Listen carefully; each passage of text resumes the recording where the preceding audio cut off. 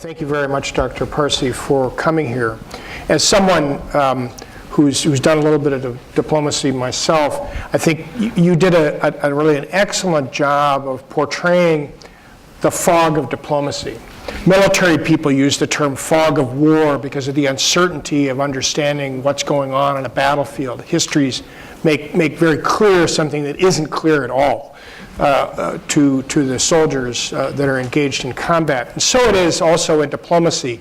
The fog, there's lots of moving pieces, lots of moving issues, lots of interests, some of which may be more important here, some less important there.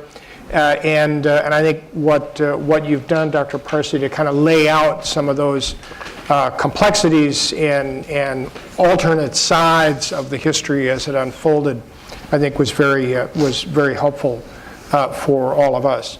Our staff is passing around question cards, and I hope you'll take a moment and pen some questions, and we'll get to those in a moment. And I'll start out the conversation with a couple of my own. One of the aspects of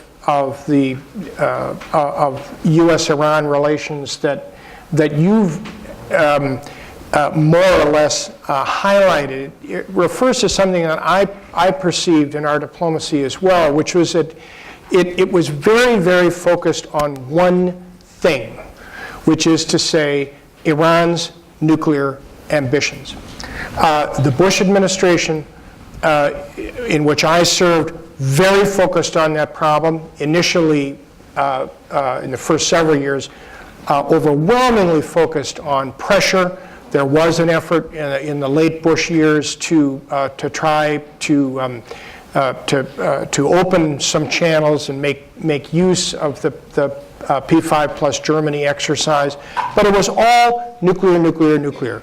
The Obama administration's approach, as to restate what you've described in a somewhat different way, put the nuclear issue as on a kind of a pedestal. This problem is so big, it is so compelling for American interests, for a variety of the reasons that you've laid out, that in effect we're going to set aside the other aspects of U.S.-Iranian relations, other concerns that the United States has about Iran's behavior in the region, and the ways in which it operates in the region and in other areas of the world in ways deeply inimical to American interests. We're gonna set that aside, and we're gonna try to solve this problem. And the Obama administration did as you've described. Was that the right strategy? Did that make sense? I mean, and in a sense, the fact that we are where we are now kind of illustrates that it maybe wasn't. Iran, contrary to some of the expressions of hope by especially Secretary Kerry, President Obama was generally a little bit more moderate on this. It talked about the opening, that the nuclear deal would open a new page in our relations and change a confrontational relationship into something else. And that didn't happen. And it didn't happen maybe in part because of things we did, but also because Iran's behavior didn't change. So my question to you, first question I want to pose, was that the right strategy? Or was it always kind of mistaken to begin with? I think it's a great question because it really goes to some of the criticism that has existed in the past that, well, it didn't address these other issues, that the U.S. has problems with Iranian policy, and vice versa. The Iranians would also come in with a big list of things that they would like to see changed. I think, there's just two components to this. First is that because the Israelis for 2 decades had pushed the idea that Iran's nuclear program is an existential threat. An existential threat means that's the priority. An existential threat is a threat above all other threats. But even if that's the case, and even if that is what the administrations, both Bush and Obama, accepted, it did not necessarily need to mean that diplomacy would only focus on that issue. The reason why that happened is partly because there was pressure from U.S. allies. The Israelis only wanted us to focus on the nuclear issue. for their own reasons. The Saudis were terrified of the idea that the United States and Iran would talk about regional issues without the Saudis being in the room. Not something they wanted to see. But there were also practical reasons, and those were that the belief was that in order to get a deal, we need to have a united P5+1. The only issue the P5+1 could agree on was the nuclear issue. If you had included regional issues, certainly the Chinese and the Russians are closer to Iran on Syria than they are of the United States. If you had included human rights, I'm sure the Chinese would not be particularly helpful addressing human rights in Iran. So in order to get unity, you had to narrow it down. But I think it's still, your conclusion, in my view, is still valid, because there may have been the strategy that maximized the likelihood of getting a deal, but unfortunately minimized the likelihood of making it survive. So the second question I want to ask, we are where we are.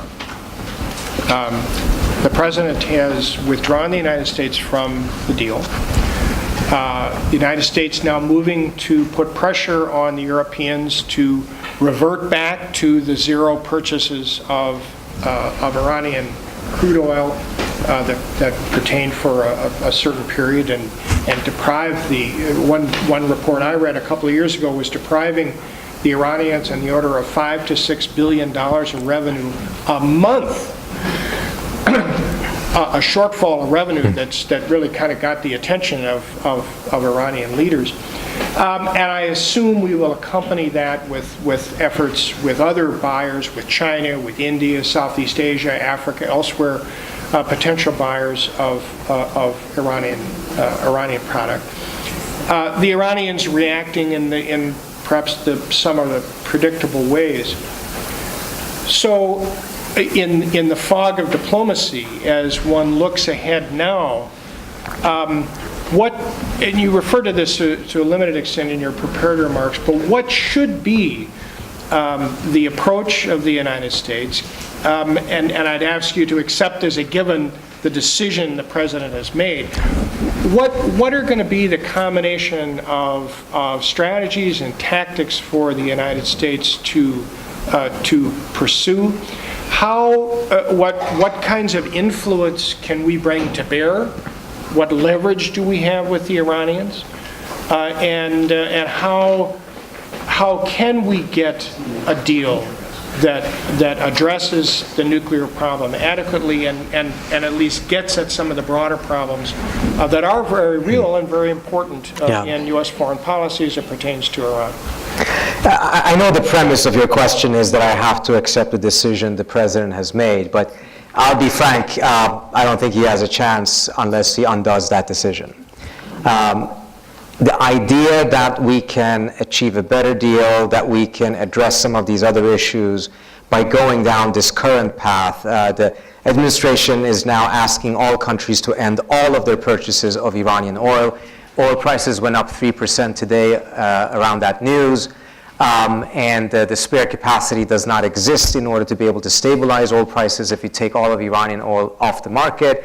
You have and beyond this, we have to take a step back and remember, no country likes to hear a diktat from the United States on what it can and cannot purchase. And whereas some countries may not have the leverage to be able to resist, countries such as China and others, who are big purchasers of Iranian oil, certainly do have that ability to resist. And as a result, this policy will not end up becoming as effective and successful. Remember, for the Obama administration to get that buy-in, it's not just that initial decision. It's also to stick with that decision. Because sanctions, oftentimes, if you really want to get the bite, it's not going to be the immediate bite. It's going to come over time. And even under the Obama administration, they were very worried about what they called leakage, that countries that were officially abiding by the sanctions underneath the table were still making deals, etc. So and that was countries that nevertheless were persuaded to do this. They were not strong-armed to do this. If we're going to strong-arm countries and then expect that they will stick to this, well, they're actually taking huge losses. One Asian diplomat told me yesterday that his country is going to have a very hard time accepting this because they have refineries that are specifically built for the type of oil that is coming out of, that Iran is exporting, mindful of the sulfur concentration, et cetera, et cetera. He said they're all going to go out of business if there's no purchase of Iranian oil. So we're asking these countries to make huge losses, but for what? For a better deal? The existing deal from their perspective worked. The only countries in the world that believed this deal was a bad deal was the United States, Saudi Arabia, Israel, and the UAE. Everyone else is behind this deal. This is a deal that got adopted by the UN Security Council with 15-0 votes. How are you going to convince these countries to take these massive economic hits for something that we broke deliberately?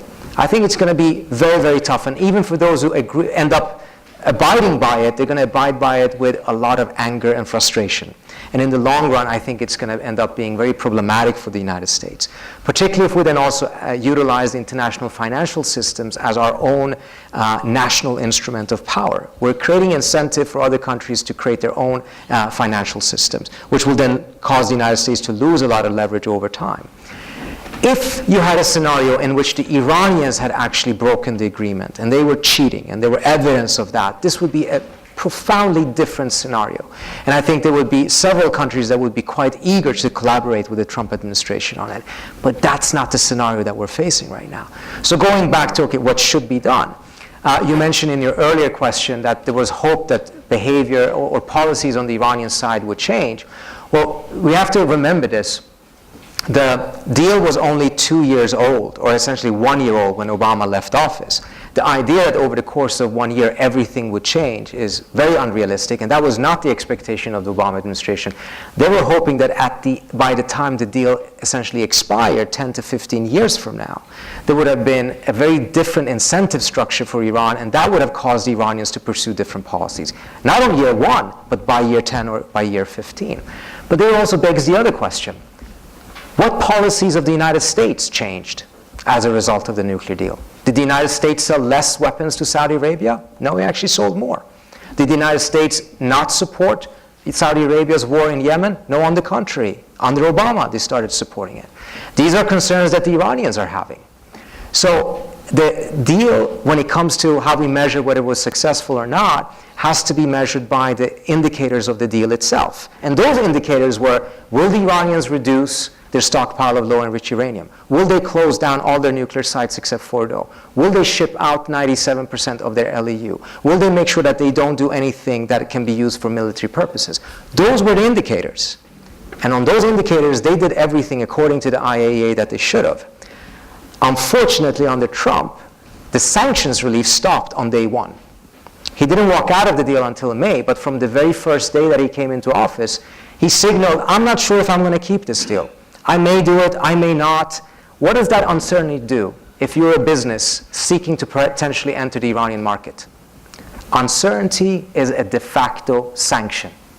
If you have uncertainty, you're just going to stay away.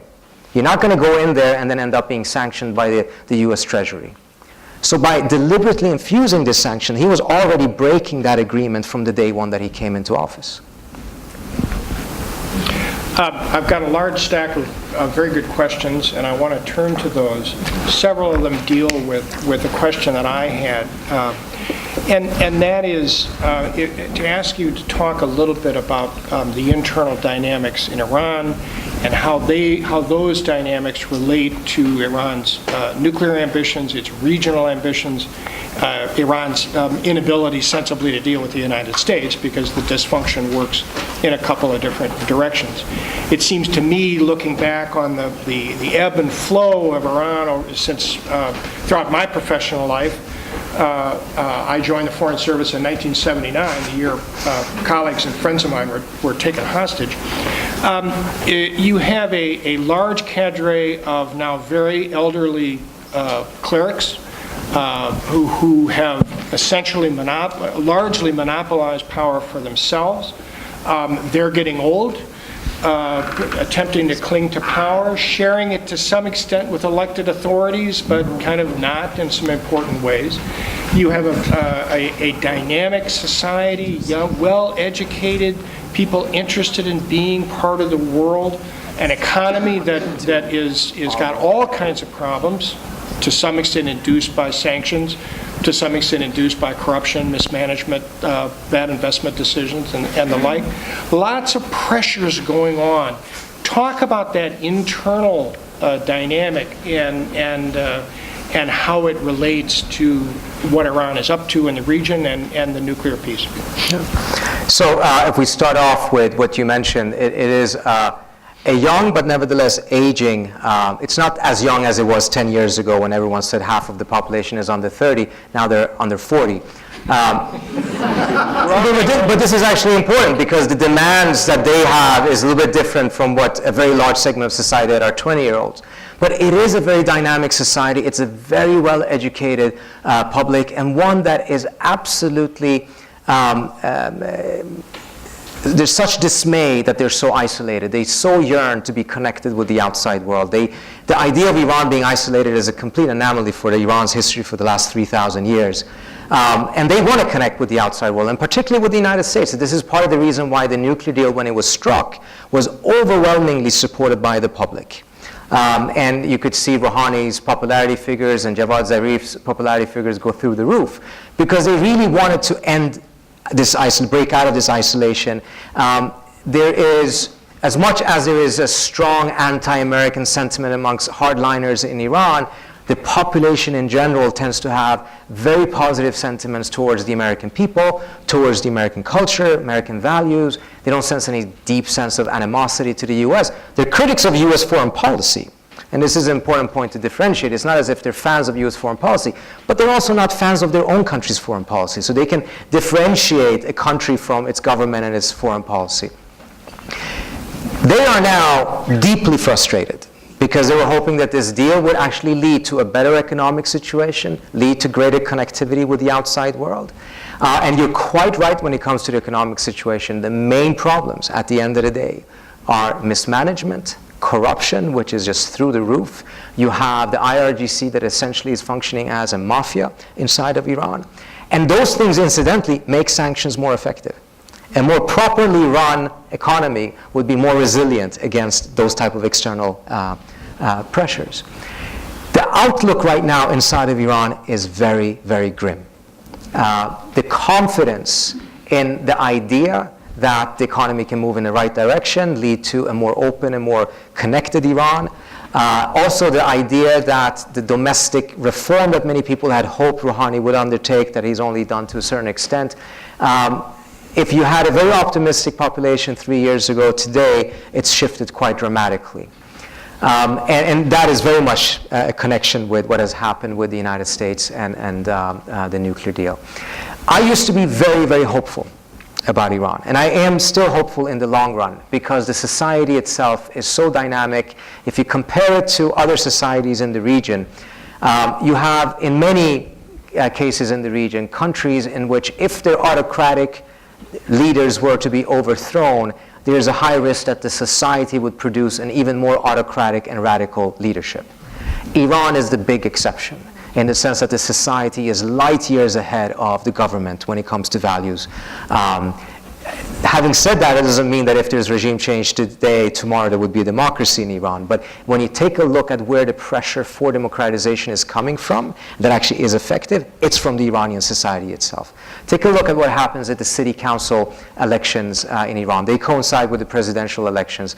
But the city council elections are different in the sense that the Iranian Guardian Council, this highly undemocratic element in their system that is vetting candidates and making sure that certain people cannot run, they do so for presidential elections, they do so for parliamentary elections, but they don't have the legality or the capacity to do so for city councils. In the last election last year, reformists won all of the seats in the major cities. The number of women who won seats on these councils quadrupled compared to the previous elections. In the city of Mashhad, which is a very conservative city, I hope I'm not insulting any Mashhadis in the audience, a woman ran on a platform of opposing the patriarchy. Her slogan was, elect more women. She won. So we miss these things because these things are not often ever reported in our media here because of a lack of interest. But these are things that are happening inside. But for those things to continue to happen, it's very critical that tensions between Iran and the outside world, particularly the United States, lessen, not increase. When they increase, the immediate victim of that is the pro-democracy forces inside of the country. You referred to reformists doing very well in the election. Yes, I didn't say moderates. These were not. What kinds of reforms are they promoting that are popular, or that win that popularity? Well, they're pursuing, they want to see much greater social freedoms. They're not pursuing the same type of a very strict conservative interpretation of Islam. They want a very different relationship with the outside world. That is something that they have been running for quite some time. And in general, the criticism, of course, is that they're not pushing hard enough and they're going slow about it. But they do have a very different vision about the direction and how the Iranian society should be looking. And their constituency tends to be the middle class and the upper middle class. When we talk about the Green Movement in 2009, that's clearly the core constituency. They tend to be in the cities. If you take a look at the protest, very widespread protest that took place in December of last year, that was a very different segment of society. That was the working class, had not been at the center of Iran's political development for the last 20 years, not at all the same political experience and organization. I spoke to several people who were organizers of the Green Movement in 2009. They had no clue what was going on. They said, we don't know who these people are. We sympathize with their grievances because we share them, but we don't have any familiarity because they didn't come out of any organization or anything like that. Here, let me follow up with a question, specific question that came from the audience. What are the likely impacts of America's abrogation of the JCPOA on the eventual selection of Iran's next supreme leader? So the supreme leader, Ayatollah Khamenei, has probably been the most reluctant supporter of diplomacy. I mean, essentially, he's been quite opposed to the idea of diplomacy with the United States. He approved the secret channel. He did so because of the convincing of the then Foreign Minister Salehi. But he constantly took the public position of saying, I will allow you to go ahead with these negotiations. You know our red lines, but mark my words, you cannot trust the United States. The US will end up betraying this deal. And what it reflected was a debate that existed inside of Iran. And I'm going to simplify it very much. Those who said, look, the problem with the West, Iran also has been at fault, has done a lot of unnecessary and dumb things that have made it worse. But we can reach an agreement if there is compromise from both sides. And there's a value in pursuing diplomacy for that. And then you had the hardline narrative that said, no, the United States is inherently opposed to Iran. It's not just a system, but it's Iran's power and position in the region. And pursuing diplomacy ultimately will not work because the US will never accept Iran as a power in the region. 2015, it looked as if the moderate narrative had won out. 2018, Khamenei now feels that he's been vindicated. And with that comes an implication of who the next supreme leader would be. Part of the reason why the hardline media in Iran have been reporting very generously about protest in Iran. And actually, hardliners in the city of Mashhad initiated the 2009 protests, is because they want to show that Rouhani has lost control. They're even pushing now, making suggestions that he should be stepping down as president, and they're pressuring Khamenei to approve that.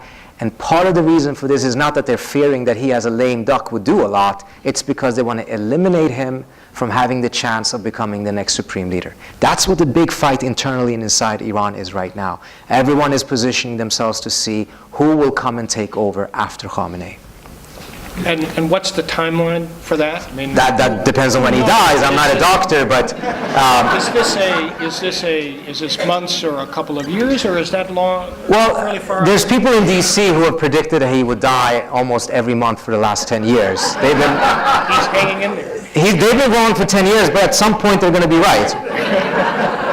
He is 78, if I'm not mistaken. He does suffer from prostate cancer. For an Ayatollah, that's still pretty young.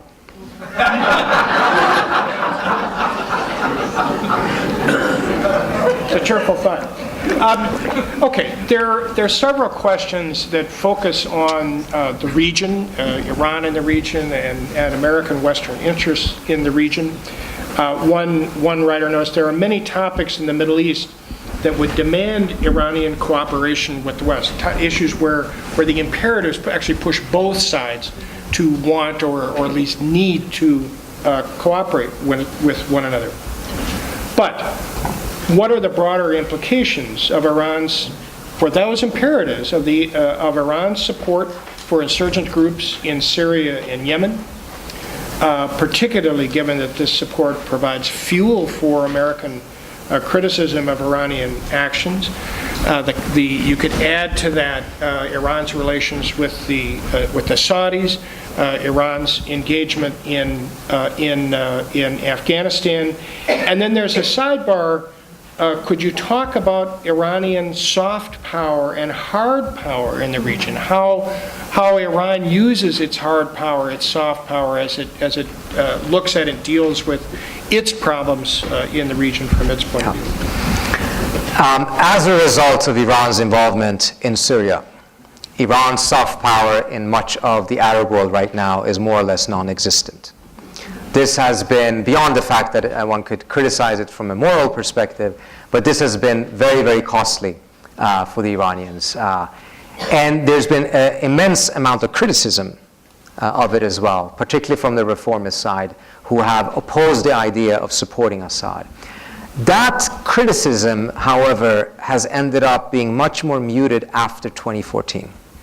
Because 2014, when ISIS took Mosul, and how they were executing and killing Shias, the argument of the more hardline elements saying, this is the same thing that is happening in Syria, and you have to defeat them, and the frame that Assad is fighting terrorists, not fighting an opposition that wants a different political system or greater freedoms, started to win out. And you could see that the support, even amongst the public, according to several polls, increased for Iran's involvement precisely because the Iranians were fighting ISIS in Iraq, and then saying that it's the same fight in Syria. But overall, I would say that the Iranian public tends to, like many other countries, have a little bit of an isolationist streak. They don't understand what the value is of being involved in Lebanon and Syria and Yemen, etc. There's so many problems inside of Iran. It's much better to utilize the resources for these things, which is not particularly different what I'm sure you saw in Turkey and many other places as well. The problem, though, is, at the end of the day, that in the absence, as I talked about earlier in the talk, in the absence of some form of an order, some form of a security architecture in the region, this will not end. And big powers will be sucked in. We talk a lot, in DC, a lot of people saying that, critics of the deal say that Iran's policies after the deal became more aggressive. I don't see any evidence for that. Iran's involvement in Syria did not increase or decrease as a result of this. Its fighting ISIS happened in 2014 before the deal was struck. What has happened is that after the invasion of Iraq and after the Arab Spring, which incidentally are also linked, almost every country has ended up having a much more activist, interventionist foreign policy in the region.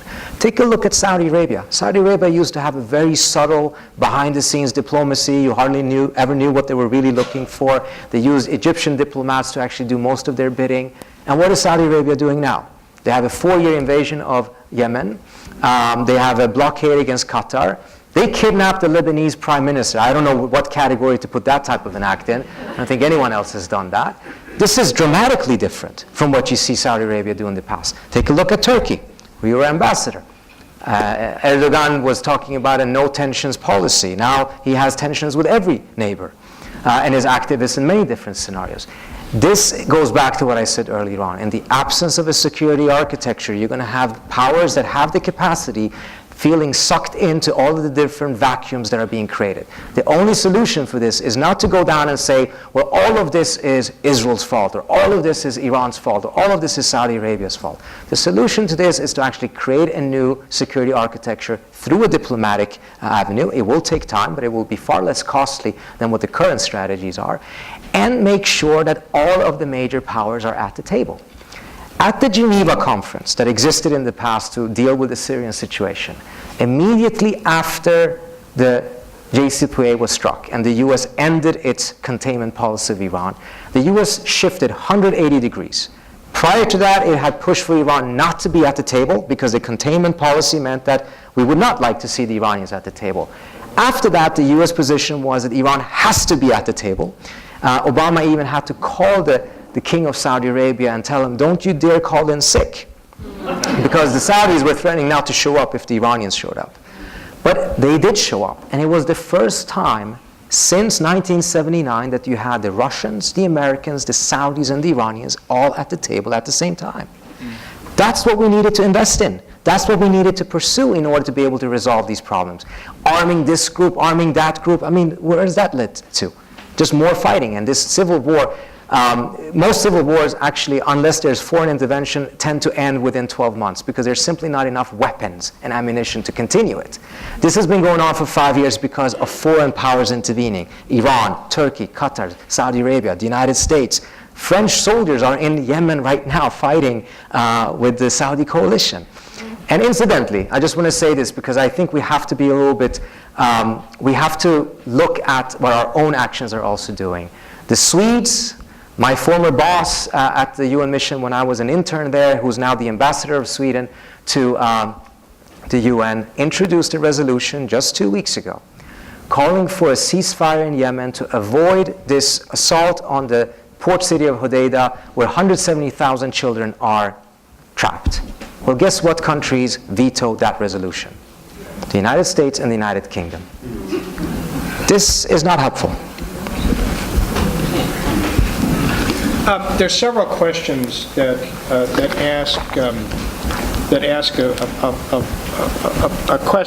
ask you to speak a little bit about what may happen. Is Iran going to successfully develop a nuclear weapon? What will happen if it does that and successfully tests it? What then is the likelihood of conflict, of war, and how do you see that playing out? Would Israel bomb Iran's facilities in order to try to forestall this step forward by the Iranian regime? It's a basket of things, if you could try to... So I certainly hope that they don't go down that path. I am worried that the likelihood of that has increased significantly as a result of Trump walking out of this, and particularly Trump walking out of this and then having a successful handshake with Kim Jong-un in Singapore with North Koreans. But if they were to go down this path, it's difficult for me to see that this would not lead to a military confrontation. Even short of that, let's say the Iranians walk out of the deal and they kick out the inspectors. Right now, Iran is the most inspected country that the IAEA has, spending more time inspecting Iranian facilities than any other country. The headlines would be, Iran kicks out inspectors. I think it would be very difficult not to hear the war drums that would follow those type of headlines. And that's them kicking out inspectors, that's not them building weapons. The Israelis don't have the capacity to successfully take out Iran's facilities. They have the capacity of starting something that the US would have to finish. And this was something that the US was very worried about under Obama, because even the military option was not attractive to the Obama administration. But if it were to take place, it would have to take place at a time and a place of America's choosing, not of another country. So if the Israelis started it and the US would be forced to come in and finish it, it would not be under ideal circumstances. I do fear, again, that in the absence of a genuine effort to be able to reach an understanding here, we will be gravitating towards some sort of a conflict. There is a small chance that the Europeans and others will be able to provide the Iranians with enough economic incentives so that they will stay within the deal. But it doesn't look, you have one more question there. It doesn't look particularly likely to succeed, because even if the European governments provide different kinds of guarantees to their companies that we will protect you from US sanctions, these companies at the end of the day are not going to choose to go into the Iranian market and lose access to the American market. That's just not a wise economic decision for them. So are there enough small and medium-sized companies in Europe that don't have any exposure to the United States that would be able to go in and fill in the gap? And it's very difficult to see that that would be able to happen. So it doesn't look particularly good right now, but I think there is a bit of a respite till November. And the reason why I say this is because the appetite for certain countries to push back against the Trump administration's pressure is going to depend, at least to a certain extent, on what happens in the November elections here in the United States. If you have a scenario in which the Democrats take the House and gives an indication that perhaps the Trump administration will end up either being a one-term president, or at a minimum, because the checks and balances of the American system will come back into place with the Democrats controlling at least one chamber, that the Trump administration is not going to be able to do some things, perhaps that will cause these countries to be willing to continue to say no and try to protect the deal. If that doesn't happen, I think the opposite scenario is far more likely. It's not very cheery. I've been told that I need to close with one last question, and I'll read from what was provided. How do students and young activists gain experience and an opportunity to bridge misunderstandings between the Iranian people that is portrayed in this country? And I'd phrase it the other way around too. How do Iranian students and Iranian activists, the Iranian intelligentsia, that dynamic, well-educated young Iranian slice of Iranian society, how do they help get their country out of their rut? Works both ways. Oh boy. I'm sure the person who asked this question was hopeful to get a cheerful answer as the last thing. But as you all know, the Supreme Court essentially approved of the Muslim ban yesterday, which then makes the connectivity between the two peoples all the more difficult. We're going to see far less number of Iranian students being able to come to the United States, almost no Iranians outside of those being able to come to the United States. So the people-to-people connections that is so important in my view to dispel false views that the Iranians may hold about the United States and false views that the Americans may hold about Iran, which I personally was hoping really would take place after the deal, is probably going to suffer even more now and become even more difficult. That doesn't mean that anyone should give up. It just means that it's going to be a little bit more difficult than in the past. Thankfully, the Iranians are increasingly connected through the internet. The government there has tried to shut down various apps, etc., but they can never truly shut it down because that would shut down the Iranian economy itself. In fact, as one of the things the Rouhani government has done that he had promised is that he's really increased the bandwidth that the Iranians have, the internet bandwidth, as a way of minimizing the hardliners' control on news and the telecommunications. And that has to a certain extent succeeded. And there's still ways through in which students can connect with each other online. I hope more and more of that takes place, because as long as there is greater connectivity and a greater sense of understanding each other, I think any decision to go towards a military confrontation will become far more difficult for both sides. Thank you very much. Thank you so much for having me. Appreciate it.